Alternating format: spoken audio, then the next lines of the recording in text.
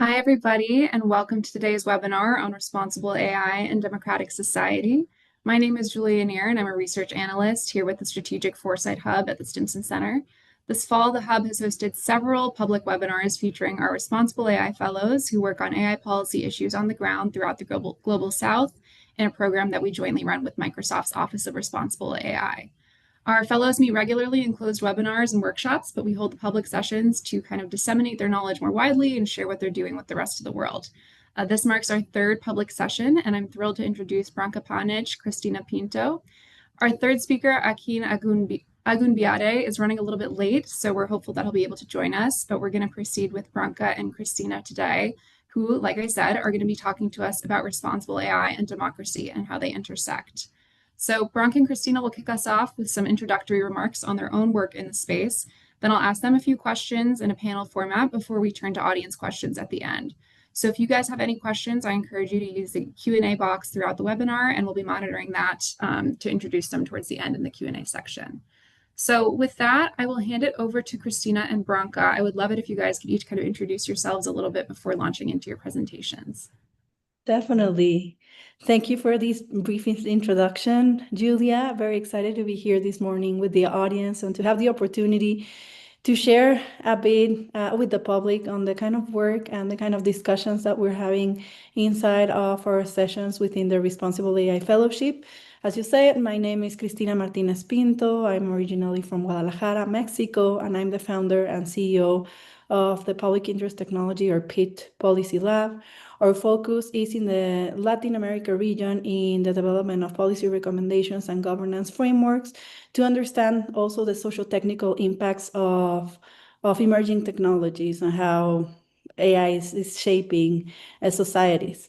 So for me personally, this was a fascinating topic to discuss because even though we were seeing trends and we were seeing AI taking over news cycle, we were not necessarily seeing conversations on what was happening in the democratic space. And last year, as to provide context before we enter in the specific remarks and the dialogue in the panel format, we were in a super election year. And something interesting that happens is that when we think of AI and democracy, we automatically go specifically to elections. And that's another myth to debunk. It doesn't stop at democracy does not stop at election, but it does provide a good reference point to understand what's happening globally. And just to give you a few data points on where we were at when we made this presentation as a group back in August 2024. Half of the world was heading to the polls back in 2024. And we had different groups of people heading towards different theories on what might happen with regards to AI, some more catastrophic than the others. And I think in hindsight, going back, it wasn't an AI apocalypse as some expected, but we did see very clear trends of uses. And I think Branka can provide many examples because she had wonderful examples throughout the world of how AI was used for the good and for the bad, a double-edged sword, as we always speak about. But something that I wanted to say before that is that we looked at the indexes to see what was the context in which we were having these discussions. So we had two democratic indexes that we looked at. One was the 2023 Age of Conflict. The other one was a Democratic Participation Index. And they both pointed at increasing polarization, erosion of civil liberties, declining public trust in democratic processes, a decrease in the number of democracies in the world, an increase in authoritarian regime. But on the other hand, also, as of the democratic countries, 80% still believe democracy is the way forward, and it is the youth who are uniting and voicing the demands for reforms and for more participatory governance. And with regards my own work and the work that we're doing with Bit Policy Lab, we've been in close collaboration with UNESCO, and we had the opportunity to be reviewers of the 2000 of last year's paper on AI and democracy. And as I said, this was a really interesting paper because it went beyond the electoral processes to focus more on data, on algorithmic governance and the politics of big data. And to me, this was fascinating because it spoke at something that I think it's increasing. It's like how to say it's growing, which has to do with how the author Daniele Ninerati points at data classes. And what he says is that there's people and countries who produce the data, others that can collect the data, and a third class that are the ones that are able to analyze it and to exploit its value. And I think this in what has happened from 2024 to 2025, where Gen AI is becoming more more prominent on a daily basis, more usable, less expensive, and it's not such a novelty as it was last year. We're seeing more kind of use cases.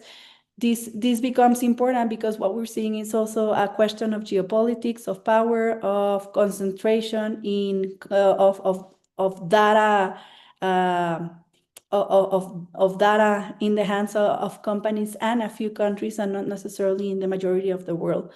So I think this provides some talking points for the conversation that we're gonna have beyond electoral processes, but also working, and this was the work with UNESCO, but we also were working with the International Republican Institute, which unfortunately the team was dismantled towards the beginning of the year, but it made amazing work last year as a global working group. And we presented a white paper with recommendations to industry, to civil society, and to academia, specifically to civil society, government, decision makers, and industry, specifically on what we were seeing in terms of centralization of power using AI systems, use of surveillance technologies, facial recognition technologies, algorithmic polarization, lack of transparency in AI-assisted decision-making, disinformation, misinformation, we know it's a huge topic, and the use of AI in political campaigns. So I think I'll leave it there because there's so many more things to discuss and to say, but I'd love my colleagues to jump in and to provide some specific examples, and then we can continue with the conversation.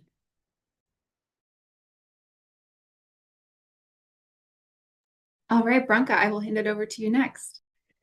Thank you, Julia, and thanks to the entire team at Stimson for hosting us. As Christina mentioned, this is a sort of a continuous conversation for us as responsible AI fellows, but also for my work personally in AI for Peace, where we cover the democratic processes as well as a sort of a resilient pathway towards building peace as well. So we cover both democratic and non-democratic regimes, but for the purposes of this conversation, I will concentrate on what we witnessed in democracy development and maybe guide you through some examples, as Christina mentioned, that I collected through our work. And I want to start by sharing this sort of paradox that is happening with some of these tools, especially after the so-called generative AI revolution. We see the democratization of some of these tools and more access, but at the same time, the entire conversation and implementation of responsible AI in democratic societies is becoming much more complex. And I'll try to explain why and how this is happening. And if you look at the space 2 years ago, even before this big election year, we talk about When we looked at risks to democracy, we mostly covered the either state or non-state malicious actors and how they're potentially or really harming the democracy. And then today we see so many legitimate democratic actors, as Christina already mentioned, like even in political campaigns, like parties, candidates, politicians are adopting the same AI tools for campaigning, reaching the voters, spreading their messages, translating, even providing a better inclusion of their own voters in democratic processes. And this is complicating the situation because we are not really sure exactly what responsible AI means in this entire new context. And we saw this through, I'll mention some of the really interesting examples that I believe will stay in history. One is Indonesia, where AI resurrected former dictator Suharto endorsed candidates 16 years after he died. So totally unprecedented situation where we see the dead politician coming in a campaign and becoming, we can debate, was it a legitimate campaign tool or not? In the same election, another candidate, now president, used AI cartoon avatars on TikTok to transform his own image from this strong military person to this cuddly grandfather to appeal more to younger voters. And another one, which was a really interesting case because it really our evaluation of the case really depends on the context where the potential application is appearing. This one was in Pakistan, where imprisoned Prime Minister Imran Khan's party used AI voice cloning of the Prime Minister to actually deliver his campaign speech from jail, which reached 6 million viewers, which was a sort of a political strategy presented as a strategy, not as a deception. And in some contexts, that would actually be considered as a sort of a democratizing tool in non-democratic context, giving more voice to those voices that are sometimes politically shut down or simply excluded from political processes. Many other examples start appearing, and some of them we considered for a while as a sort of not really relevant excursions, like situations of political AI being political candidates themselves, so kind of AI replacing humans. With many situations of chatbot developments, even AI political parties. There is entire movement now started, I believe, in Denmark on synthetic political parties where AI is being used to help citizens themselves create the roles and political platforms of the entire parties. And then why we started considering this more seriously, because again, with generative AI, this entire movement spread a lot, including through the two democratic regimes, where we had some interesting examples in Japan this year of similar AI tools being used to bring completely new candidates, even younger populations in a political race. And AI has been used as a sort of leveling playing to level the playing field against some of the more established political mechanisms. And then probably the one that got most attention this previous year, just a couple of months ago, not directly in elections, but more in the governance of a democratic country.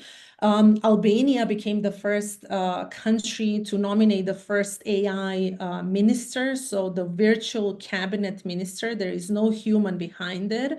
And the entire system is put in place for public procurement processes, which represents really a totally new level and fundamental reimagining of the entire governance functioning. And let's see if this will stay only as a sort of a stunt or PR move of Albanian government, or it will be something that will spread further. And just the final is a sort of a teaser for what we consider and why we consider democratic processes more resilient to these kind of AI uses, or democratic countries more resilient to these kind of AI uses or misuses. Just to bring to the conversation case of a Romanian elections at the end of last year, where Constitutional Court actually annulled the entire presidential election, which is the first case ever in a democratic society because of the involvement of artificial intelligence or manipulation with a specific TikTok platform. With 25,000 dormant TikTok accounts just appearing and being activated only at the times of elections, and with hundreds of thousands of dollars paid by two influencers without disclaimers, which is illegal in Romanian elections. But then, as a follow-up of that, European Commission launched proceeding against the TikTok through or under the Digital Service Act. So we see a sort of a democratic mechanism, or at least regulatory mechanism in a European democracy that is now trying to actually understand and keeps the platform and algorithms behind the platform accountable. And to bring maybe the last point to the conversation, just to maybe put it as a teaser for our discussion later on how power, Christina already mentioned this, how power plays a role in these processes, where the same Digital Service Act just a couple of days ago fined X platform with $120 million for deceptive blue checkmark use, lack of advertising transparency, failure to provide research access. And how X actually responded to this is blocking European Commission from advertising on the platform. So just realizing how the entire ecosystem around responsible AI use in democratic societies, especially what we consider very strong democracies, is changing in real time in front of our eyes, is something I hope we can discuss more in the discussion phase. Thank you, Julia. Thank you so much, Branka. Lots of food for thought there, and looking forward to diving in the Q&A. Akin, I will now pass it over to you. Would love to hear, like Christina and Branka have done, a little bit of an intro and then some conversation about your own takes on this space. Okay, thank you very much, Julia. So, working on the research last on AI and democracy was a really big eye-opener for me, and it has laid the foundation for some of my own independent research because I've personally found lots of verticals or connection point between AI impact on democracy, especially in developing countries, and also its impact on national security. So, take for instance now, going back to our research.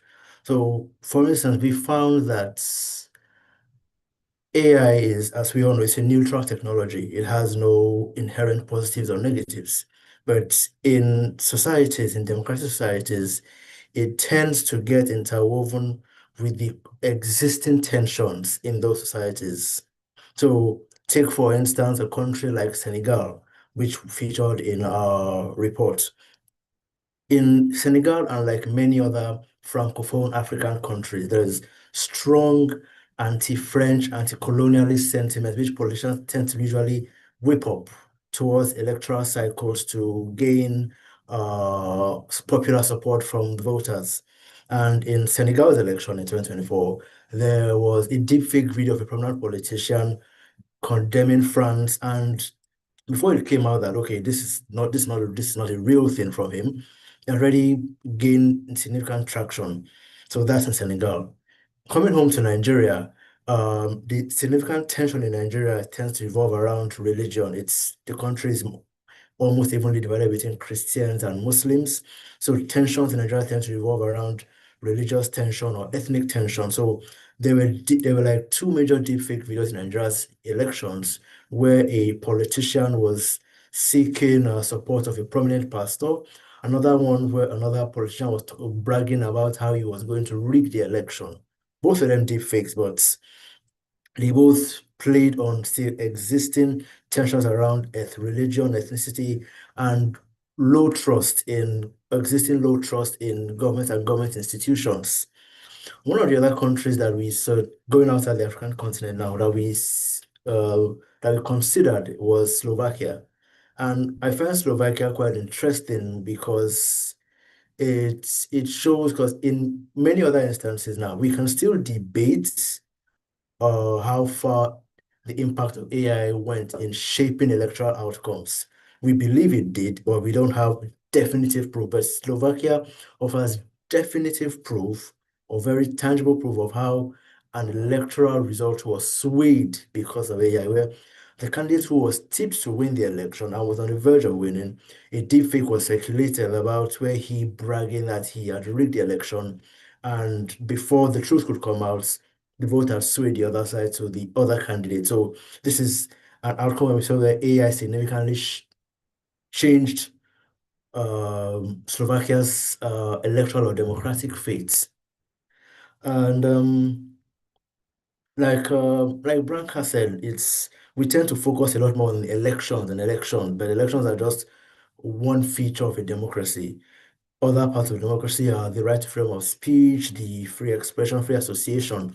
And coming back to Africa, we found how in Kenya, AI was used to support public participation in policy making, where protesters who were speaking against one of the major government policies around introducing new taxes were able to use large language models to um, train large language models to explain the bill to at least to most Kenyans, so that most people were able to effectively participate and understand what the implications of this new law would be for them. So this is not an election example, but an example of how outside of electoral cycles, AI can be used to enhance civic participation. Going back to India, still an election example, but we also saw how, what's the word now? India is a multi-ethnic, multilingual society where lots of people who live in more rural areas may not necessarily speak English or Hindi, but AI was used to translate campaign material into all several regional languages, thus enhancing voter participation and voter inclusion. So these are several parallels in how AI was used in 2024, and even going down to the future. And hopefully this discussion we get to explore not just the significance of these things, but also the development since then and our possible projections. Thank you. Awesome. Thank you, Akin. Thank you to all three of you. I have a bunch of questions that I'm looking forward to getting into. And as a reminder, for those watching, we're going to turn to Q&A from audience questions towards the end of today's session, probably around 10:45. So feel free to drop questions throughout and we will get to those down the road. First question for the three of you, and Akin, you actually directly alluded to this in your remarks. Christina, you mentioned it a little bit too. But last year was a really historic year for elections and AI and democracy. And we talked about that last year in our sessions. And I'd be interested to hear from the three of you if you have any major takeaways from last year and how they may have changed now going into 2025, any emerging trends or changes that you see on the horizon. Just to quickly respond this question, as I briefly mentioned, I think we were all looking or following on the news and looking at the signs to see what the impact of AI in election processes would be. I think, as I said, looking at back, it wasn't as catastrophic as some expected, but what we've seen as a trend is the normalization of synthetic content and of deepfakes. And this has to do, again, with the democratization and the ease of use of Gen AI tools and how it disproportionately affects women. And I think this is a topic that the could itself has its own conversation on how AI impacts vulnerable communities or women and gender population specifically. But as a trend, this is something that we're seeing, and also it goes in line with the World Economic Forum risk, seeing disinformation and misinformation as one of the global risks in the world, and this is certainly true. It's the intent on whether it's misinformation and disinformation, if it's orchestrated to create this confusion, or if it's something that's created in the fake and then becomes a snowball that is reshared and reshared through different contexts and through different platforms. But it's something that is taken on the center of conversations with regards and democracy and electoral processes, on how to tackle it, how to use technical tools to spot disinformation, misinformation, and to prevent it. And it's interesting because, again, we see it as a threat and as an opportunity. As a threat because we know it's happening at such a fast speed, and that the price to produce it is decreasing every time. But on the other side, we're also seeing how these technical tools are being used to counter that effect. So I think it's again, we're observing and documenting these use cases to see on one hand what's happening, and on the other how we can see a positive use case emerge to counter that balance. Great. Thank you, Christina. Branca. Yeah, I'll jump in here, and I love how Christina also framed this, because with this notion of catastrophic things did not happen, I really think we need to have a better documentation of the prevention efforts as well that went into this, because we had a sort of lessons and expectations of what can come in during the elections with malicious or sometimes unintended consequences with some of these tools as well. But then we don't track actually what are all of the projects and programs that went into the prevention, so we understand why maybe some of the more catastrophic consequences did not happen. And then the two more quick points I want to make, and one of them is that we actually this last year actually gave us some time to also process some of the lessons that we had from the previous year. Including this new development, as I mentioned before, on generative AI, where now we have some of the studies.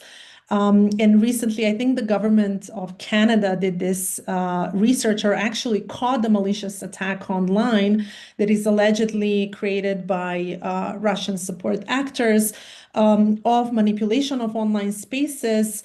Just with the generative AI tools. So previously, remember how these bot factories function with like hundreds of mobile phones, and actually human being who needed to be there and manually either facilitate clicks or comments or so on.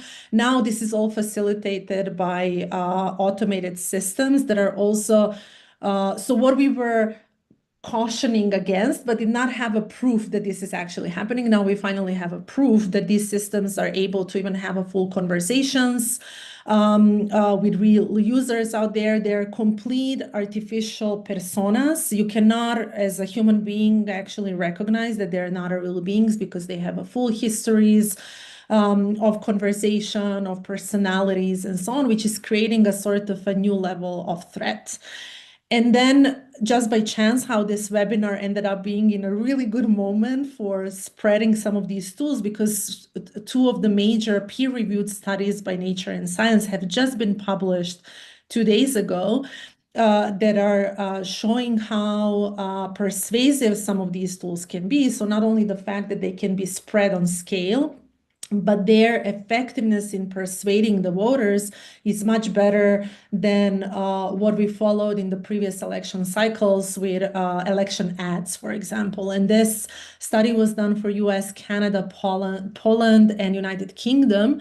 And is actually showing that just a chatbot conversation, which does not have to be a long-term conversation either. So even in one contact with a chatbot, the voters' attitudes move by 10% points for these countries, except for US. In US, the situation is unfortunately even worse, where when models were explicitly optimized for persuasion, this shift increased to 25% points, also proving that the persuasion and the effectiveness of these tools is much bigger than what we considered or were facing in 2016 or 2020 elections.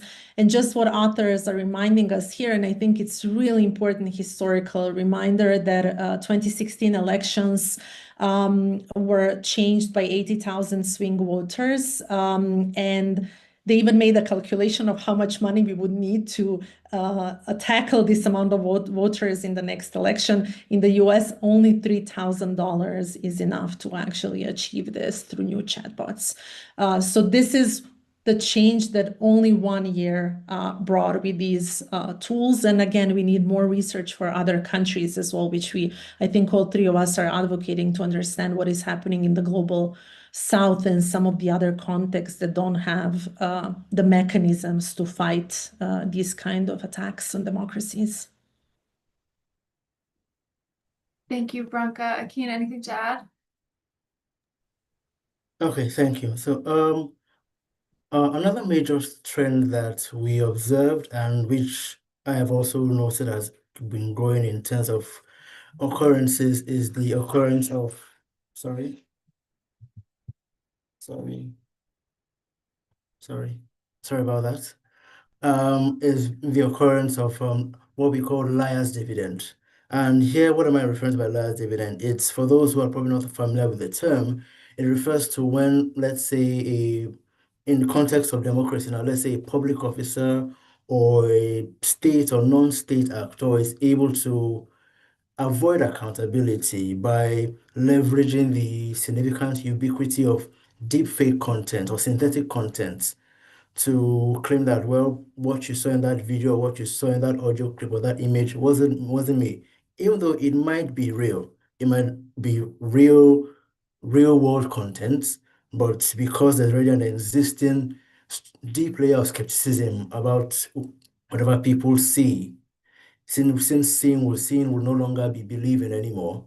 So people who want to avoid accountability can then leverage that sentiment to avoid accountability, thus liar's dividend. So it's something that we see that happened. There were several instances of that in 2024, and it's continuing. And I'll give like a more recent example of that happened here in Nigeria, not in an electoral context, but like I said, there are connections between this and even for national security. About a month ago, yeah, a month or 2 months ago, I'm not too very sure of the timeline right now. There was would I say, a terrorist attack on a church in Nigeria, and it just so happened that I wouldn't want it happened to be service was being live streamed, so we were able to capture the sound of the gunshots, people running, a terrorist coming into the church.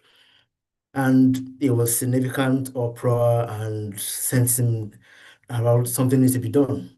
Then a day or two later, someone, I don't know who, I just saw the video on X, shared a video purportedly claiming that what we saw was deepfake generated. It was synthetic video. That's just how they created it. Thus trying to either downplay what happened or deny that it even happened in the first place. And like I said earlier, when I spoke earlier, that AI tends to, when it comes into society, it tends to be interwoven with the existing tensions. Now, the existing tension in this context, like I said, is the Christian versus Muslim religious tension in Nigeria and tensions around ethnicity and violence by non-state actors. So trying to deny using AI that these attacks happened or not um, could either help to one way discourage those people, those authorities who should get involved to either not get involved or to use the colloquial phrase to gaslight people out of not being emotionally vested in pushing for government action around these issues. That's on one hand. Another thing that I've also observed since then has been that there has been, would I say, like the baby step, more or less baby steps towards um, more regulatory interest in the use of AI around elections. And I'll say that using Nigeria as an example, the body that conducts elections at the federal and state level in Nigeria, the Independent National Electoral Commission, INEC, earlier this year announced that they're setting up an AI division towards the next cycle of general elections in 2027. So there isn't anything there isn't anything tangible yet from this new division, but it's very likely that as we go into the new year, we're probably going to hear probably might put up maybe like a guideline or a guidance or some sort of notice around how political parties and their supporters should or should not use AI around towards the next general elections. There's also something that Christina mentioned, which I'd also like to point out, which was something that after our research on AI and democracy, I also in my personal research also found this that there's a significant correlation between increased use of deepfakes against female politicians and reduced interest of women in participating in politics. So even outside of electoral or political context, we find that women are usually overrepresented in the demographic of the victims of use of deepfakes or sexual deepfakes. So when you then bring that into electoral context, where we are already battling to try to improve gender parity in terms of women representation in politics and public office, the use of AI to either malign or to slander women who are aspiring or already holding public office serves as a significant disincentive for more women who might want to get involved in public office. Thank you. Thank you all. I think there's a thread that I think a lot of you alluded to, and that I've thought about a lot in my own work, which is that it can be really hard to prevent this kind of disinformation, misinformation from being disseminated. It's really difficult to get the scammer centers to stop using AI chatbots to run scams. It's difficult to get bad actors to stop using AI to disseminate propaganda. And it also can happen accidentally, as Christina mentioned, that there can be this snowball effect.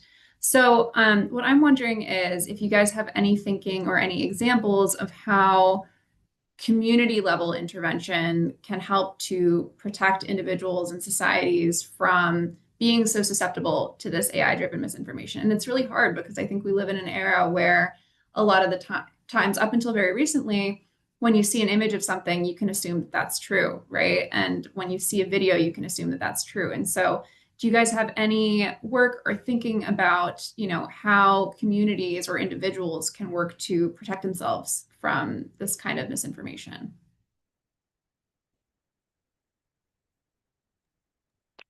If I I could, remember, well, you can go ahead, Akin, and then we can go perhaps backwards. Go ahead. Yeah, let's go the other way.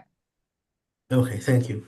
Um, I would say that one way that communities could help to mitigate the negative or potential negative fallouts of AI use in democratic societies would be to leverage on existing centers of trust within democratic societies. So even in low trust societies, there are certain bodies that by virtue of their work or their track record, there is a greater degree of trust. So let's say for a country like Nigeria now, there's this nonprofit called Budget, Budgit, where their work tends to revolve around doing reports on how government spends, federal and state and local government spend their annual budgets.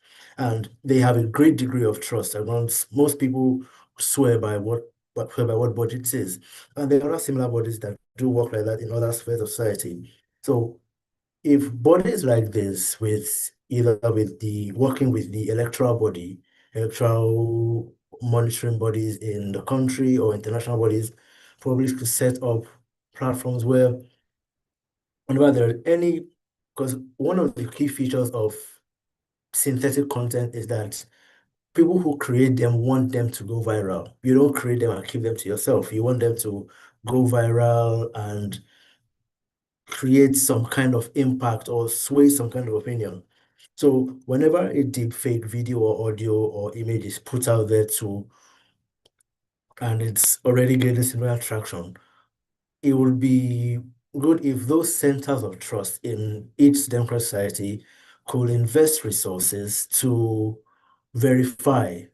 And we might want to say that, okay, yes, a more stronger way might be let's push for mandatory watermarking of AI-generated content, but the progress around that is still it's lopsided in different places. In many places, it's probably just companies doing it voluntarily, or it's lopsided. But considering the fact that for many societies, the harms of AI use in democratic societies are an everyday or an every could be an everyday thing.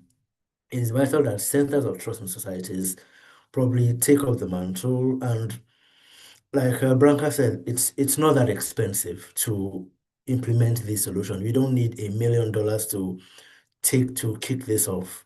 So that I believe is probably like a first step towards that, leveraging existing centers of trust in societies. Thank you.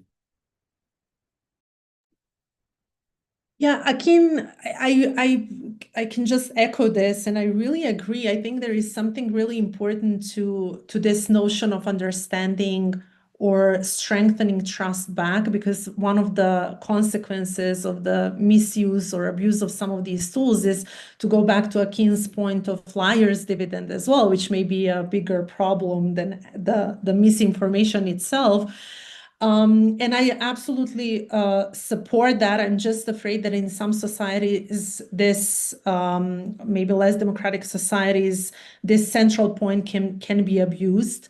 So I'm really looking into, and going back, Julia, to your question of how we can actually strengthen the communities themselves to be maybe even akin connecting to this point of trust, institutional trust.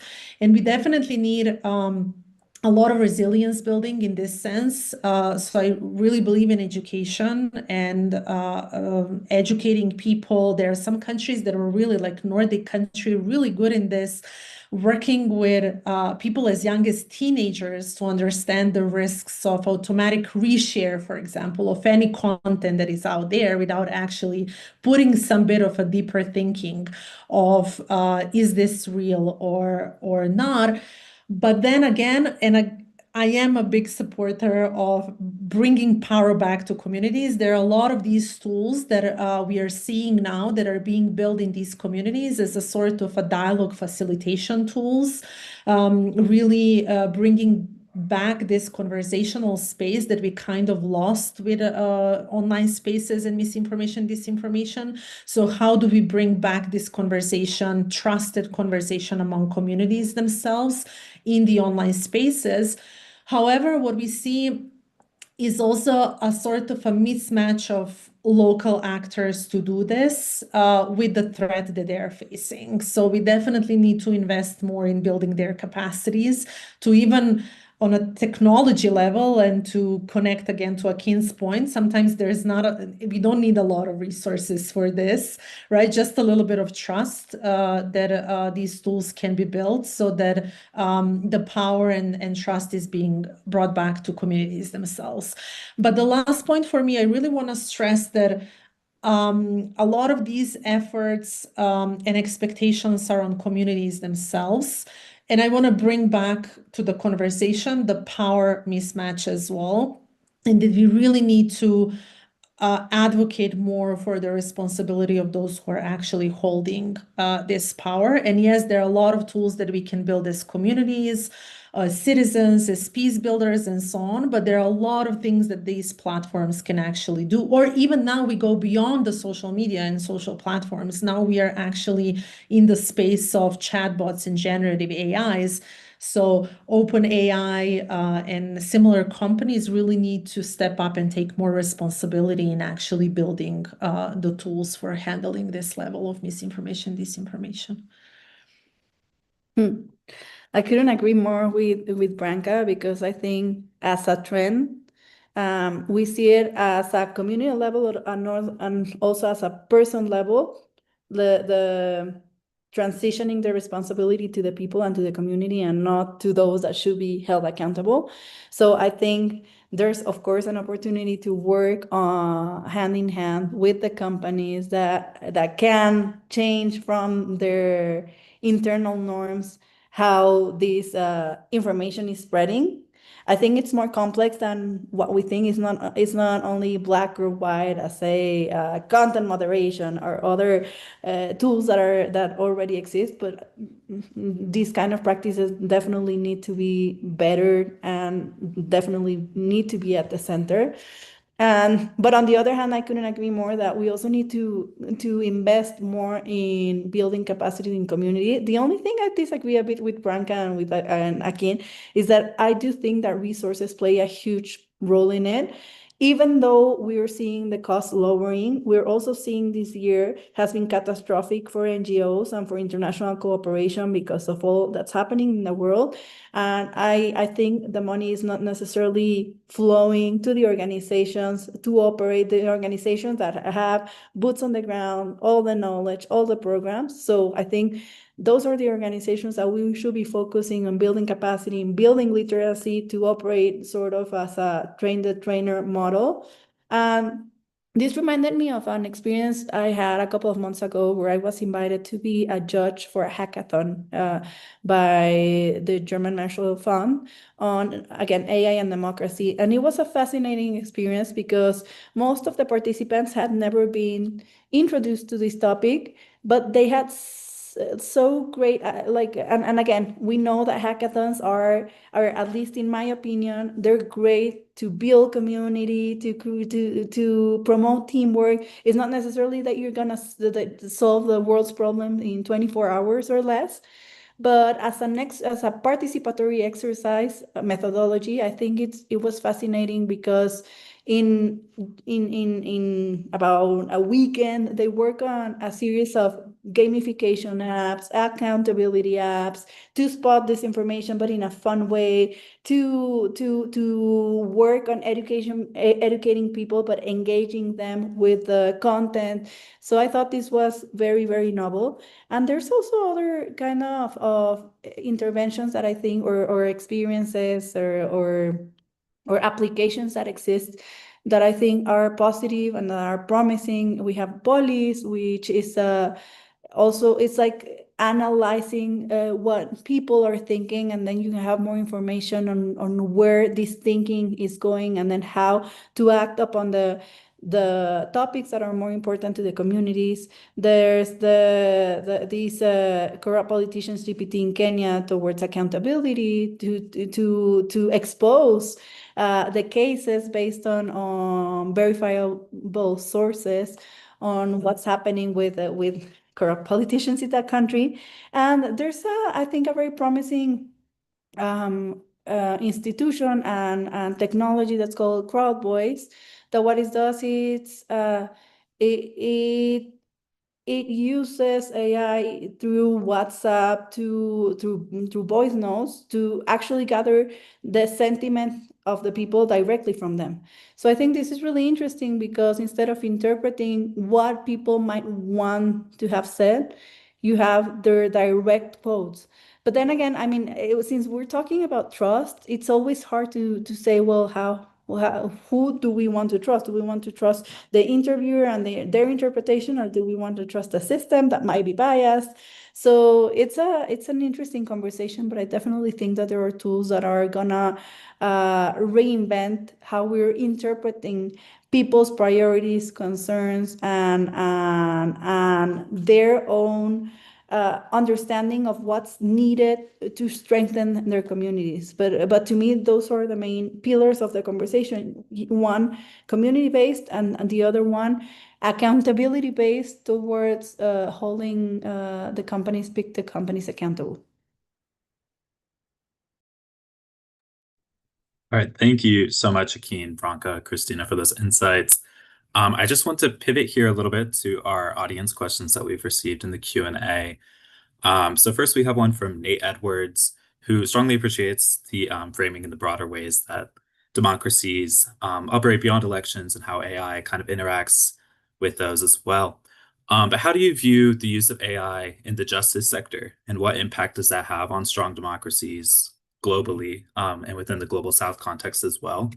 I'll let one of you, two of you, answer that, and then we can go on to the next question as well.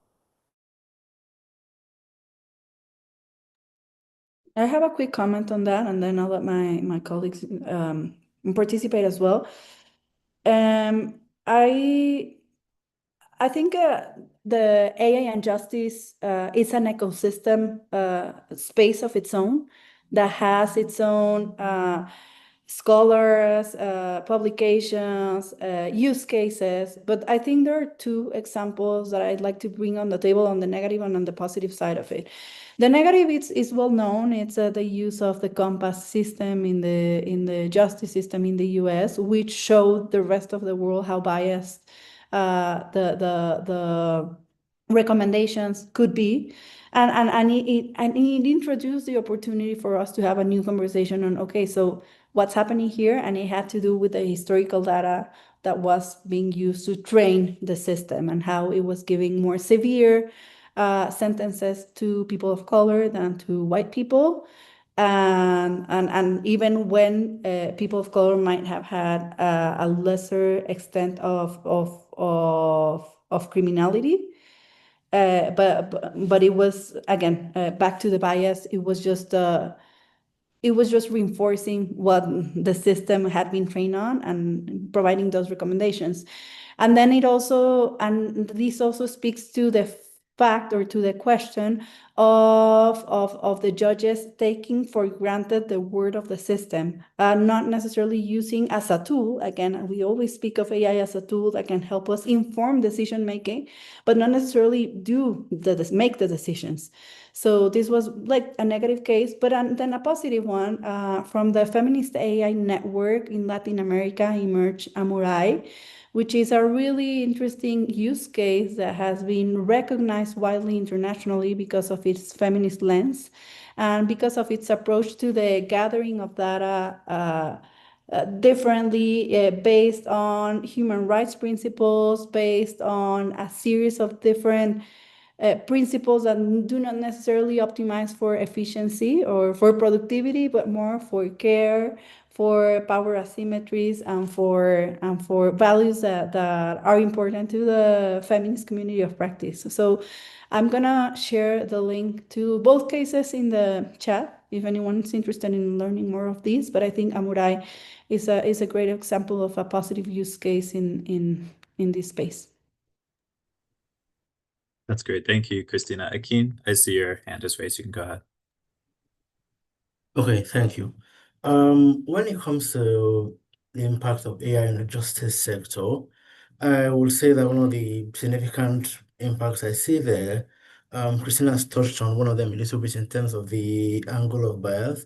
Another thing will also be the impact of AI on computer-generated evidence. So typically, courts anywhere in the world, whether it's in Nigeria, the USA, UK, Canada, France, anywhere, you know that when evidence is brought before the court, whether it's of a crime or if video footage or audio clip, as long as it can attest that yes, this video was generated here, it's accepted as evidence. But in a world where footage could either be distorted or edited or repurposed or completely generated from scratch using AI prompts and then presented before the courts, it then poses a challenge because at that point, and I've been reading up on cases in different parts of the world where courts are grappling with this challenge of how do they handle, or whose responsibility is it to ensure that, okay, when content, or sorry, when evidence is brought before the court, whose responsibility to ensure that this thing is real? Is it for the court to do that, or is it the opposing counsel to ensure that? And the approach that has varied from place to place. I know that in Denton, I think it's Denton's County or something in the state of Texas in the USA, like some months ago, put out this notice to all the lawyers that if you're presenting any form of evidence, your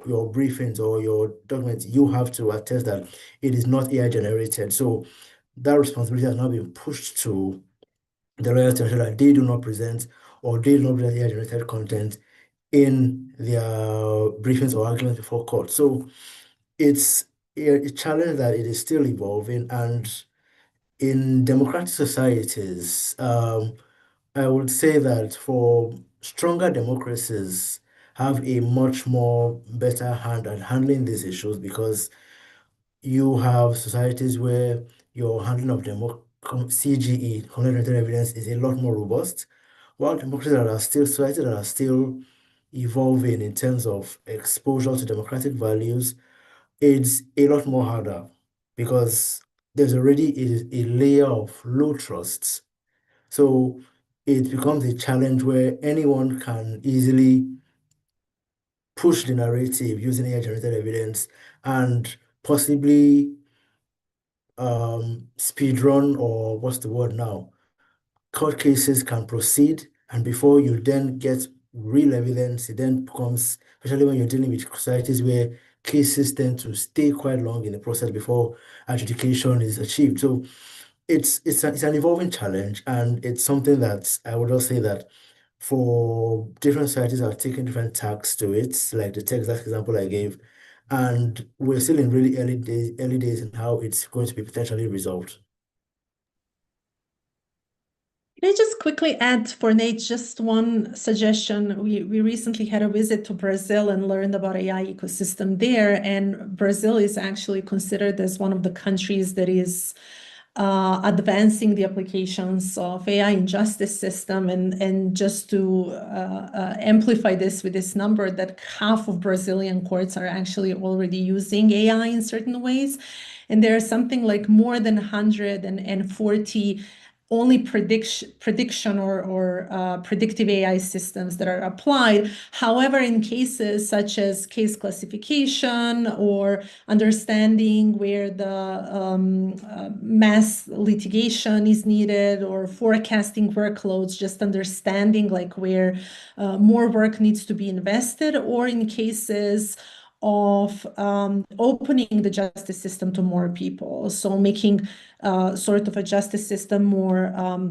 approachable to various communities in Brazil. And then connecting this to both Keen's and Christina's point of how democracies themselves can actually, and the understanding of the importance of AI governance and AI ethics can shape how the AI is being used in the justice system. For this, Brazil can also be a good case study. And I'll share this case in comments for Nate and others as well to read more. All right. Thank you all so much for answering those questions. And thank you to our audience for your wonderful questions as well. I wish we could get to all of them, but unfortunately we are coming up on time for today's session. So I'd love to return now to our three panelists, and maybe we can go in the initial order: Christina, Branka, Akin, and we can have each of you just leave us with a concluding thought, and then we can wrap up. Thank you, Julia. I just wanted to say, because I was looking at we're getting many questions. I see them. I've been trying to respond as many as possible, at least with some resources. But I do think there's something like in the air that's clear, and it's that the world's changing, and it changes, and it's changing in response also to the policy cycles and to the policy agendas that some administrations are moving forward. I think we're seeing a shift from the human-centered safeguards agenda more to the competitiveness, innovation, and let's not regulate. Like let's let the companies self-regulate more like a approach. And I think this definitely impacts the whole world's understanding and approach to how do we see it in a country level.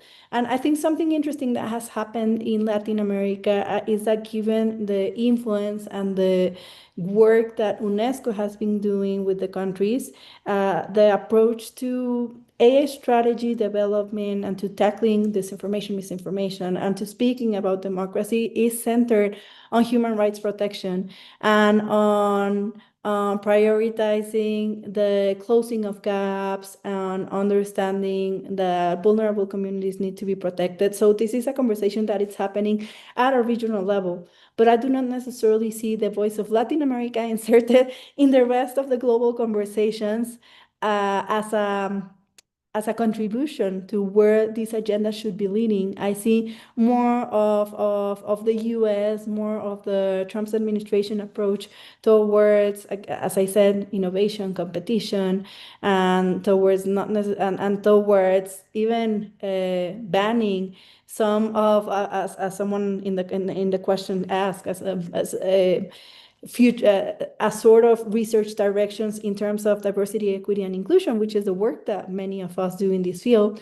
So it's Christina, I hate to sorry. interrupt you at this Sorry, crucial yeah. juncture, but we're about to be done with time, and I want to I'm give so a sorry. chance to Bronca. No, don't worry. I want to give a brief chance to Bronca and Akeen if you have any last things you want to say. I'll briefly echo everything that Christina was saying, including advocating for more Latin America presence in the conversations. But in that sense, also just reminding us, and I know that this is a conversation around AI, but just reminding us that 2.6 billion people are still without access to internet, and they still struggle with many of the pain points we were talking about today.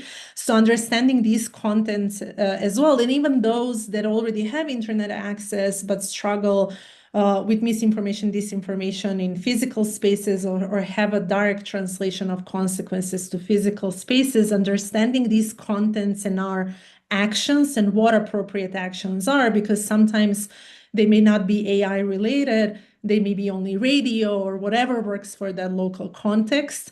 So I will leave us with this, just to not leave this as our blind spot and understand the entire ecosystem we need to cover.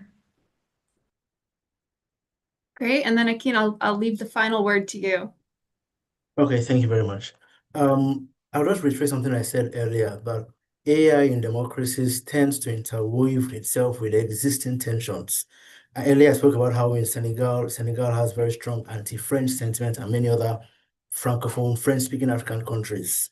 And why I point that out again is that a lot of times AI-generated or deepfake content tends to speak to the existing preconceived notions of the people listening to it.